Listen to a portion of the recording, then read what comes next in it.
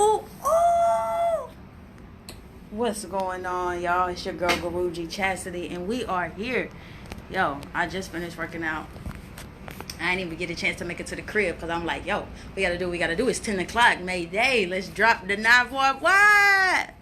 And so I hope everybody has been having an exciting, abundant, blessed rising, right? I was thinking about my sister Sarah this rising as I have finally declared some new virtues I'm looking to put into my cake. And the new virtues I'm looking for, family, is patience, forgiveness, and abundance. Those are the new virtues I am putting inside of my cake. So, Sister Sarah, wherever you at, just know I'm out here looking for them. Let me know if you know where to find them at, because I'm out here working and I'm tired, boss. I'm tired. But I'm excited to be here, family. And so today on this live training, we're going to be talking about dancing with contentment.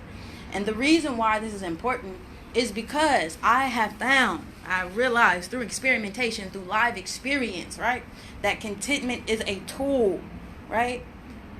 It is a very obscure tool. You know, they don't really teach us to use it as a tool. But if you could build the muscle of contentment real quick, it'll be like a hammer, and when times is hard and you got an obstacle in front of you, and all you go do is get your magic hammer, you just bing, and it like glow up. It's like, phew. That's what contentment do for you. That's what kind of tool contentment is. And so that's why it's imperative for us to learn about it and talk about it. And so what I wanted to do today is share 3 tips, right, about dancing with contentment and why that's important. And mainly, here's another thing. Every Friday, what I want us to be aware of. Every Friday from 10 a.m. to 10:30, I'm going to be holding space to do a live training about one of the issues that are important in this group. And so let me re-clarify, you know, as a spiritual success coach, I help women heal their mother wounds in the areas of abandonment, body image, and people-pleasing behavior.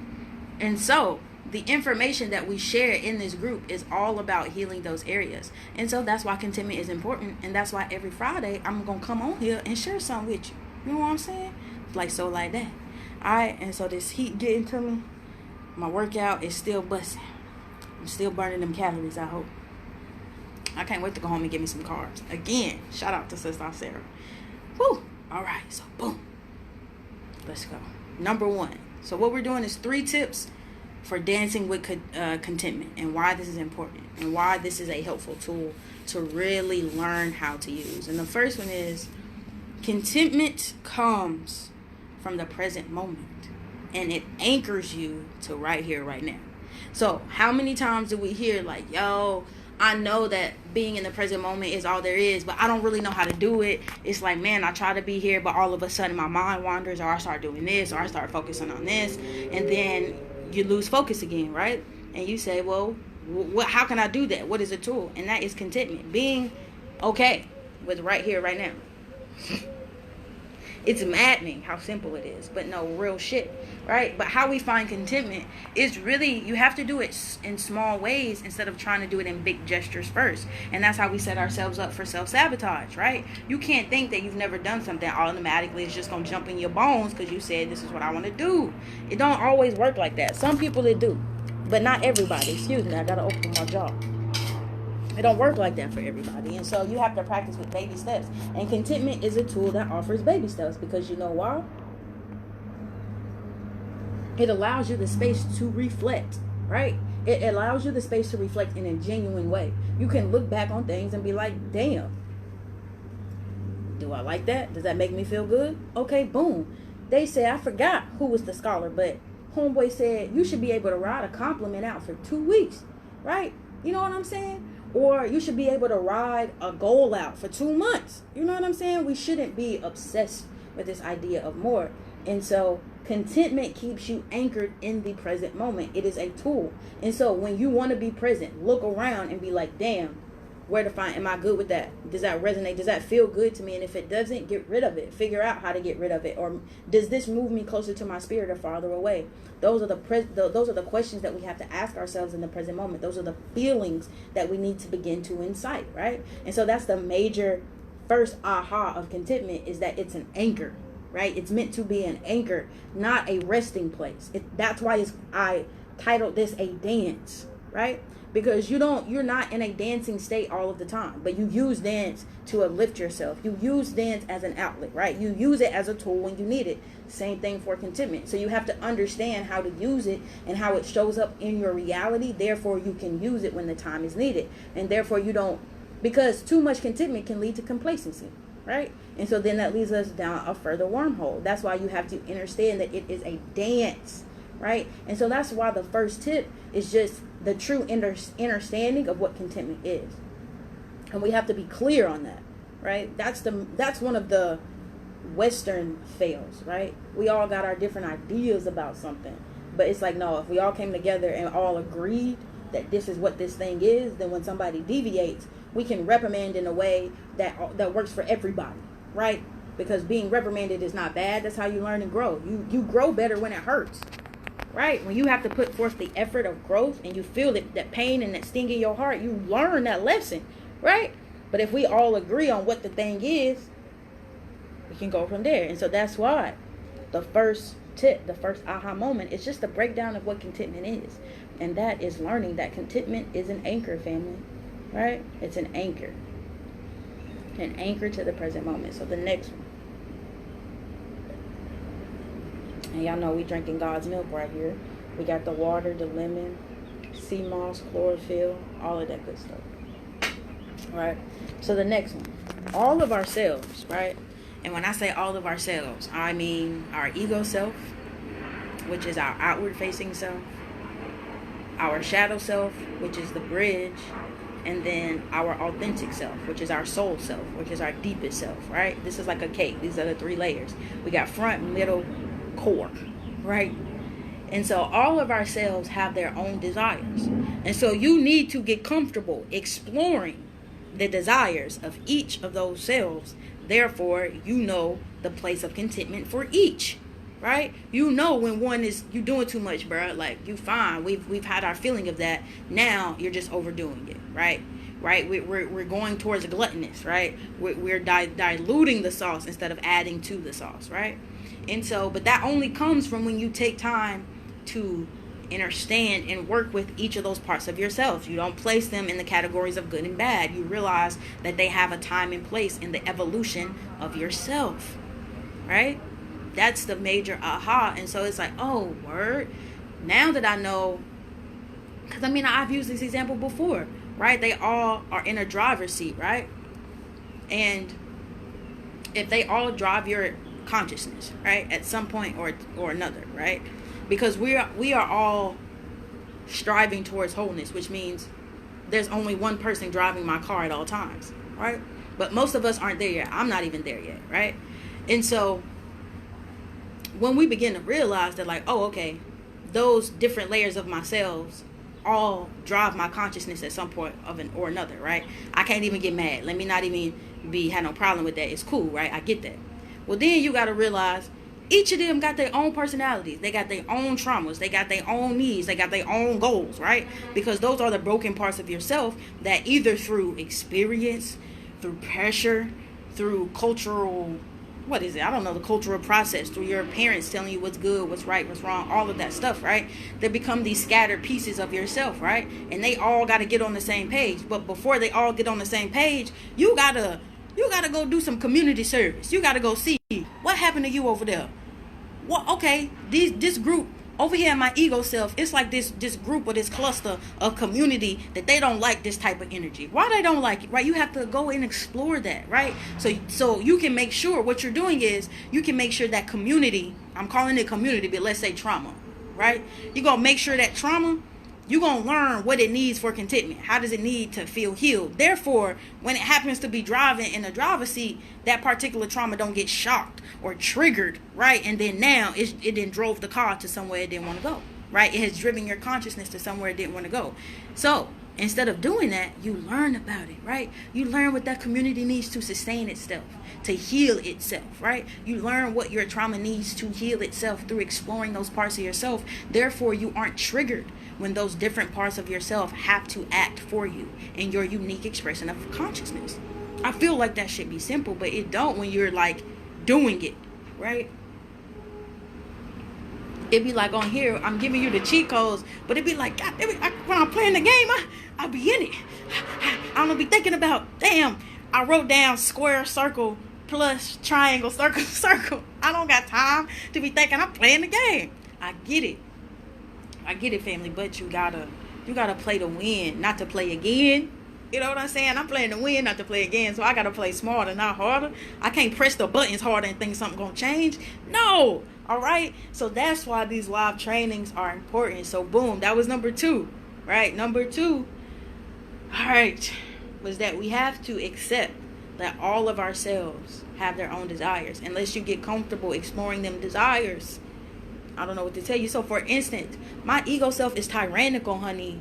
Tyrannical. I don't have no problem telling it. If you like close to me and shit like that, I will explain to you, like, a lot of times when I say I want something done, I want it done now. And now I'm talking to you too. Shit, that don't exclude other people in the world. But I know that about my ego self when I can know, like, ooh, you're doing too much. Like, you pressuring somebody to do something for you, and like, ease up, like, calm down. Or maybe you should talk, express what you need instead of, because like, this is what happened.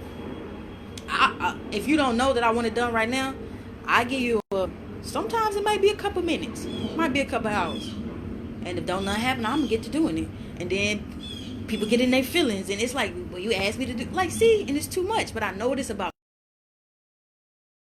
myself. I'm comfortable exploring that and know that about myself, that like, yo, G, you really do be tyrannical sometimes. My ego self be tyrannical, and it's okay. I give them space to be tyrannical, but there's a time and a place to do it, right? But I can't get triggered. This how I don't get triggered, right? Because I used to get triggered by then somebody being offended that I did it for my, like, why you mad I helped myself? And then now it's uncomfortable, and now we go through this whole tension-filled moment with another person, like all of that. We don't have to go through all of that anymore, right? Because I'm comfortable in saying, like, yo, I do that.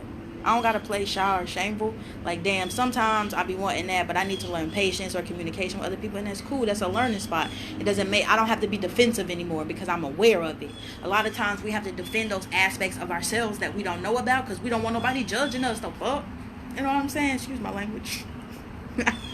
All right, so number 3, family. Number 3 is practice feeling that which you desire.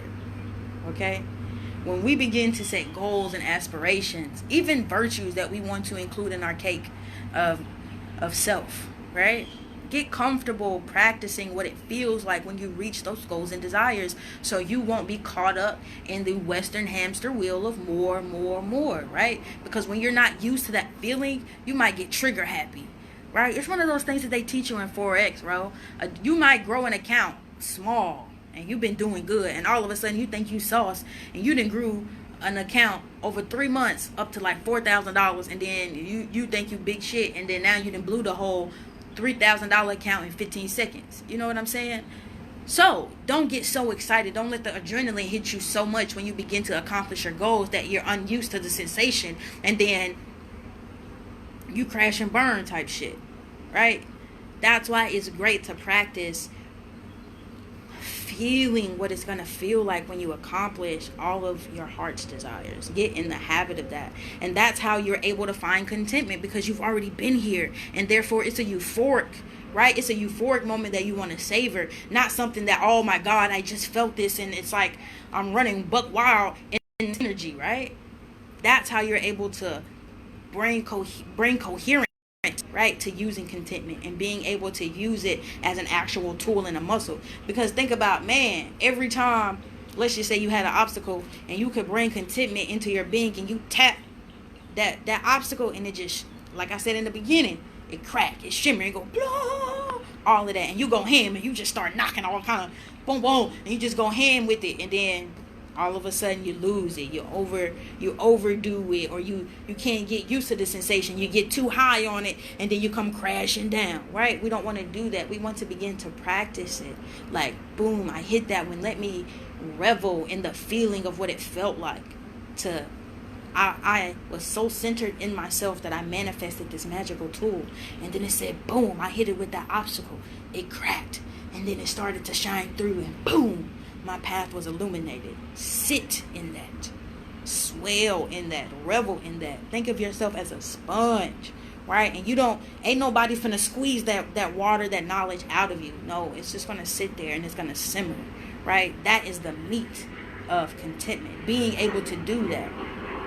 If you learn how to practice what it will feel like to accomplish your goals, that is how you use the anchor of contentment in the present moment, because you can tap into your feelings at will because you've practiced it. You know how it feels to incite the feeling of contentment, because it was like when you reached a goal, you didn't just automatically go to the next one. You sat there and you savored it, right? You looked at the things you went through to get here, right? You looked at the second tip, which was, damn, you sat back and said, you know what, shadow self, when we walked that path, through that one lesson, it was tough, but we did it, and this is how we did it.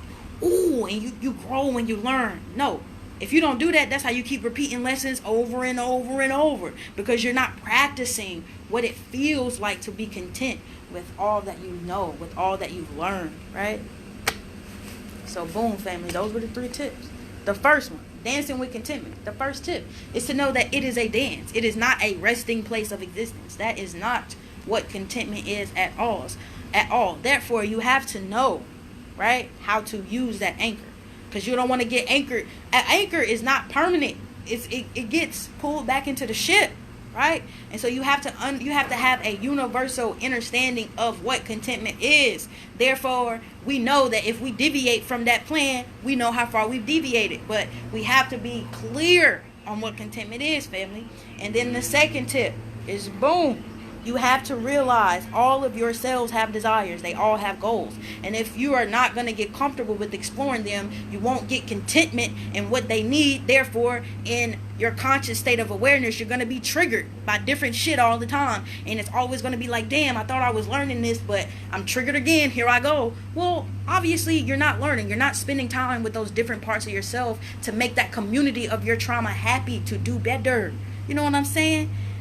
What's going on, family? Gabby and Tiana, I appreciate the love. You know what I'm saying? Appreciate it. And then number 3 is that you got to get used to practicing the feeling of contentment, which means when you accomplish the goal, it's like, ooh, let's just say every time you accomplish the goal, you have to go sit in the mud pit, and the only way to come out is, I need it every inch. I'm talking about, I want to see you rub it all on your face and just feel it.